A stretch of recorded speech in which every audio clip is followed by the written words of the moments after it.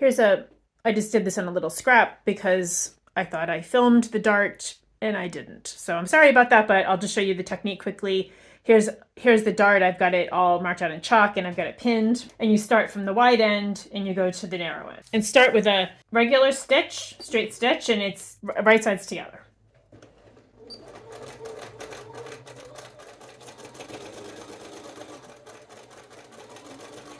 So you just stitch right along that chalk line. And then as you're approaching the point, there's a couple things you can do. I like to just make my stitch smaller and then just sew to the very end and just the last couple stitches right on the fold. And then you sew off. And then I like to lift the presser foot, just pull a little thread out. The knot won't show and it won't be too tight. If you just knot off the ends like you might for some other kind of seam, it's more likely that you're going to end up with an unattractive point back there. But here's what the dart looks like when it's sewn. And then I will show you how to press it so that it conforms and makes a nice rounded shape for the back. Okay, here's the dart that we just sewed. And what you want to do is have some kind of curved surface, like one of these pressing hams. I guess people think this looks like a ham. Lay it out, and you want the legs of the dart to go toward the back. So, you know, this is the back of the pant. You know, this is where your butt is going to be, right? And lay it out smoothly and give it a press. And especially take care at the little point there on the end so that will be nice and smooth. And then I like to just let it sit and conform a little bit to the curve of the ham. So just leave it be and let it dry and just set a little bit before you move on to the next step. If you're doing view B with the pocket, I'm just going to show you how you can assemble those pockets now. Here's the pattern piece. It looks just like your basic patch pocket. At the top, this is the fold line for there's a double fold at the top, and then you're just going to press up the sides. So this is 1 inch at the top, and then the sides are 5/8 of an inch. You press to the wrong side. So I like to use one of these metal pressing jigs. I think they work pretty well for this sort of thing. And you can just start by pressing it up 1 inch. So that's the full amount that you'll have. And then once you've got that pressed up, you can tuck under the additional amount, the raw edge, like so. Give it another press. And then from the right side, just put a couple pins in here. And you're going to go to the sewing machine and just top stitch it just along the edge. It's about 3/8 of an inch or about 1 centimeter. Just top stitch that down. Then we will do the pressing on the bottom and the sides. If you're doing view B with the pockets, once you've got your dart done, again, here's the dart, you can put your pockets on. There's a line here, and you want to line the top of the pocket up with this line. So you just can take a little chalk or some other marking material, put it there, and then pin your pocket on like this. I'm going to just give it, pin it all around, and then take it to the sewing machine and top stitch it. Okay, I'm making view A, which doesn't have the pockets on it, but I just wanted to show you, you've made your pocket. I showed you in the video how to do that. You mark your point, and then you just top stitch all along here. And if you're making a mock jean, you can do 2 rows of top stitching to make it look like jeans if you want. If you're not sure about the placement of the pocket, sometimes the pattern marking is better or worse for people depending on your shape. You can always just baste them on, safety pin them on for now, and then when you get a chance to try on your pockets later, you can try on your pants. When you get the chance to try on your pants later, you can decide whether you like that placement or if you want to move it a little bit.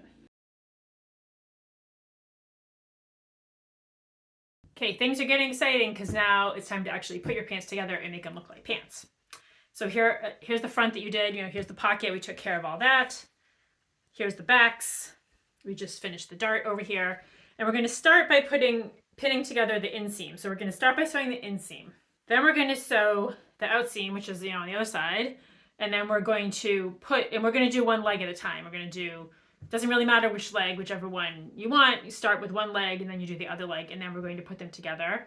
And then we're going to sew the front seam with a crotch seam. So we're going to go all the way around in like a big U. So that is the plan. So we're going to start by pinning this all out, the inseam, and sewing it together.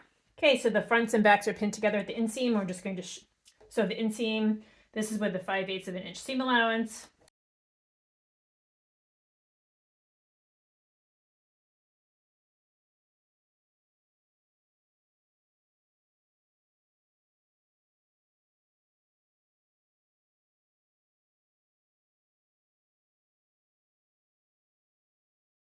So there's that seam.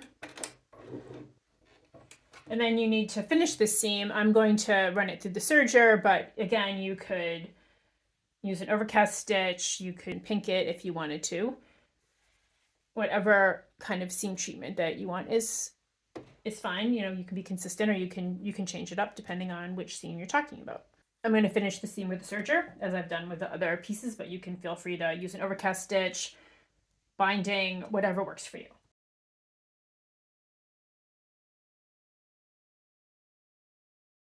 Okay, here's the pant leg all sewn and finished, and you're going to do the same for the other pant leg. So you're going to, again, sew the front to the back along the inseam. Okay, here's the inseam we just sewed, and then I finished it in the serger. If you're making view B, which is the mock jean look, you can press the seam allowance toward the front and top stitch just along here to give it that jeans look, and you can even do a couple lines if you want of top stitching there. Now we're going to go on to the side seam, which is just obviously the other side of the pant, and we're going to sew, you know, that long seam just like we did with the inseam. For this, if you have any doubt about the fit of these pants, something that you can do is just baste this seam for now, so that it's easy to rip out if you want to take it in or let it out a little bit. It's totally up to you, but that's often a good option for fitting pants. It gives you a little wiggle room on either side of the seam. But I'm just going to go ahead and sew it. Again, like with everything else, it's 5/8 of an inch seam allowance, or 1.5 centimeters.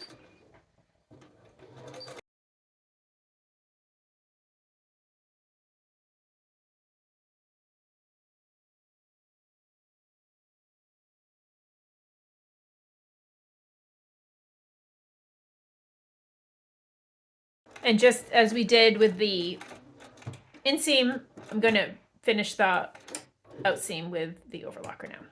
And I'm just going to finish that seam with the serger.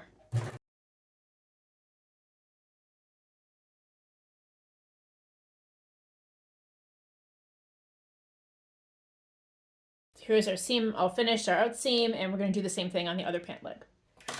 All right, here we are. Here's the seam. It's all sewn and finished. And now we're going to do the magic part, which is to put one leg inside the other leg and sew the crotch seam from the back to the front.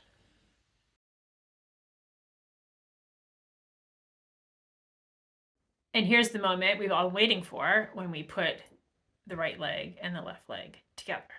I have kind of a cool technique for that, and I'm going to show that to you now. Okay, you've got your pants sewn together, the legs sewn together, you've got the right leg and the left leg, and now you're going to put them together. So take one pant leg, it doesn't matter which one, and turn it right side out. Leave the other one inside out. Then what you're going to do is put the right side out one inside the inside out one, and you're going to match up the seams. So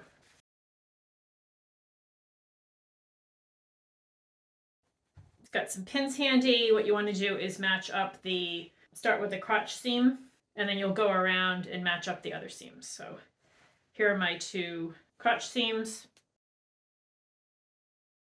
You're going to go around and do the same in the front and the back. I usually like to sort of, at this point, start with one end. So this is the front. This is the front center front seam, and pin that. And just if there's any easing that you need to do between the two, legs, this is your opportunity to do that. And then the same thing in the back, from the crotch to the center, along the center back seam to the center back.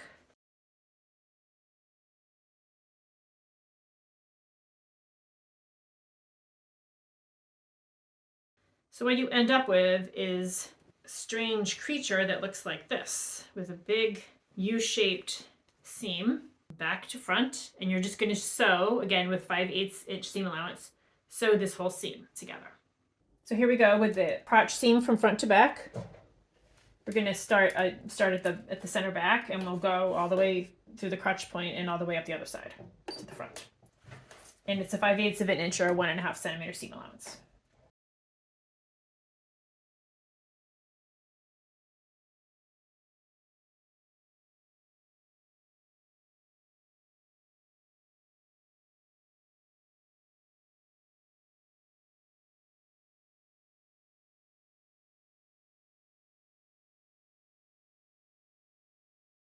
Ta-da! Here's the big U-shaped seam all sewn up. And I can show you what it looks like on the right side. Just quickly turn these back inside out. Oh, or turn the right side out, I mean. Okay, and here's the crotch point, matching up nicely there. And the rest of the seams are looking good. Hey, it's really looking like a pair of pants at this point. Pretty exciting, right? I'm going to give that seam a press, and then I'm going to finish it again with the serger like I've done with my other seams, and then we'll be ready to put on the waistband.